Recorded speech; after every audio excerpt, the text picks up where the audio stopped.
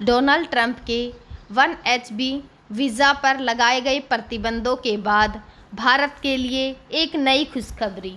तो चलिए जानते हैं कि ये खुशखबरी क्या है।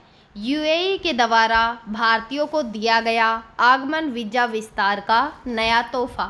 कहा कि यह लंबे संबंधों के लिए एक प्रतिबंध के रूप में जो है वो काम करेंगे। यूएई नई वीज़ा श्रेणियां और भारत के लिए नए अवसर। तो चलिए जानते हैं कि जो ये नए अवसर हैं वो क्या हैं। यूएई गोल्डन वीज़ा वेज ट्रंप जो गोल्ड कार्ड है भारतीयों के लिए कौन सा बेहतर जो है वो हो सकता है। तो क्या नए ऐलान जो हैं वो किए गए हैं। यूएई के द्वारा हाल ही में अनावरण किया गया है कि जो नई वीज़ा की श्रेणियां हैं और जो निवास के लिए नए नियम हैं उनका विस्तार जो है एक निश्चित रूप से भारतीय जो पेशेवर हैं उनके लिए एक सकारात्मक जो खबर है उसके रूप में उभर कर सामने आ रहा है। खासकर अमेरिका के द्वारा H1B जो वीज़ा विवाद है उसके बीच में यूएई जो सरकार है उसके द्वारा 29 सितंबर 2025 को जो वीज़ा की नीति है और निवास की जो प्रणाली है उसके अंदर बहुत बड़े बदलाव की घोषणा की गई है, जो कि वैश्विक स्तर की जो प्रतिभा हैं उनको आकर्षित करने, पर्यटन को बढ़ावा देने और जो आर्थिक विविधीकरण है उस पर यह जो है वो केंद्रित है। जो नई वीज़ा की श्रेणियां हैं या फिर जो निवास नियम हैं वह क्या हैं, चलिए विस्तार से जानते हैं।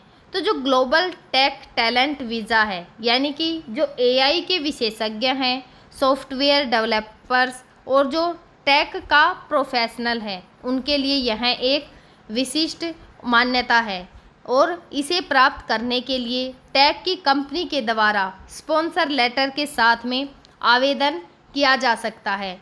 और वीज़ा की जो यूएई है उसके अंदर वीज़ा को ग्लोबल टेक हब बनाने की दिशा में यह एक जो इम्पोर्टेंट रोल है वो अदा कर सकता है। और इंटरटेनमेंट एवं जो कल्चरल जो इवेंट वीज़ा है अगर उसके बारे में जानें तो जो फिल्म मेकर्स हैं या फिर जो इन्फ्लुएंस हैं, म्यूजिशियन हैं या फिर जो कल्चर इवेंट्स हैं उनके पार्टिसिपेंट के लिए जो है यह एक अवसर है। दुबई से कल्चर से जो एक्सिड डिटेक्शन जो सर्टिफिकेट है उसकी यह ज़रूरत को पूरा करेगा। और जो क्रूज़ टूरिज़्म का वीज़ा है यानी कि जो क्रूज़ इंडस्ट्रीज़ वर्कर्स हैं उनके लिए यह एक टूरिस्ट के लिए लाइसेंस फ्रेंड कंपनी के जो जो स्पॉन्सरशिप हैं उसके साथ में और स्वास्थ्य बीमा और जो फाइनेंशियल जो गारंटी है वह अनिवार्य हो जाती है।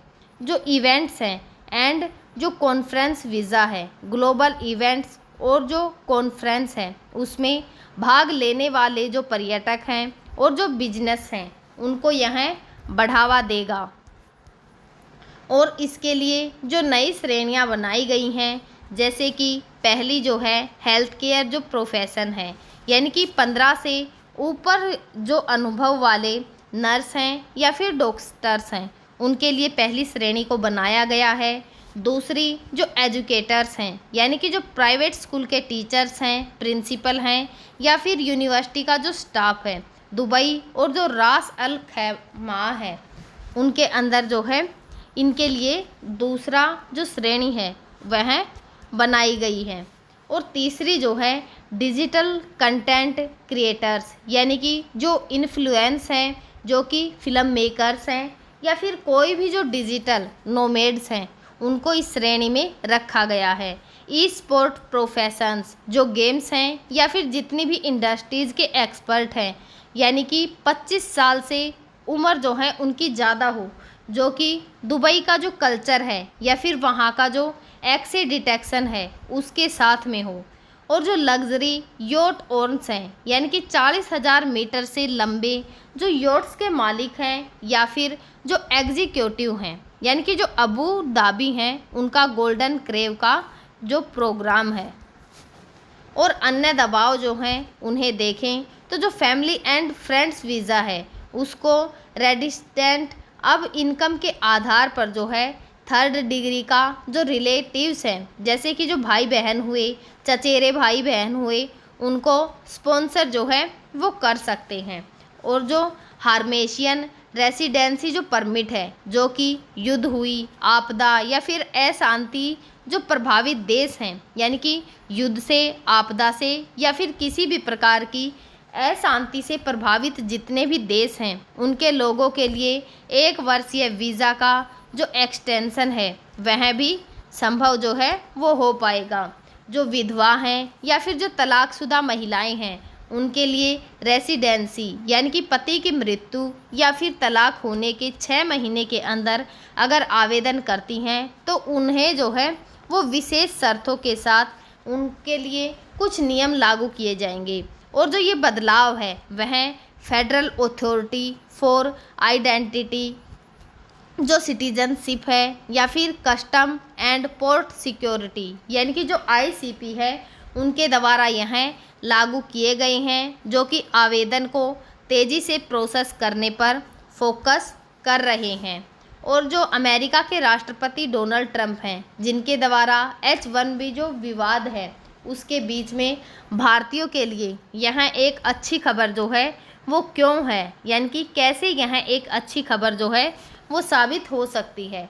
तो अमेरिका में H1B जो वीज़ा है उसको लेकर चल रहा विवाद भारतीय जो IT जो प्रोफेशंस हैं उनके लिए एक बड़ा झटका है, जो कि राष्ट्रपति डोनाल्ड ट्रंप ने 20 सितंबर 2025 के दिन H1B जो आवेदन शुल्क है उसको बढ़ा दिया गया, यानी कि 1 लाख जो है उसको कर दिया गया, या फिर माने तो लगभग 88 लाख जो है वो कर दिया गया।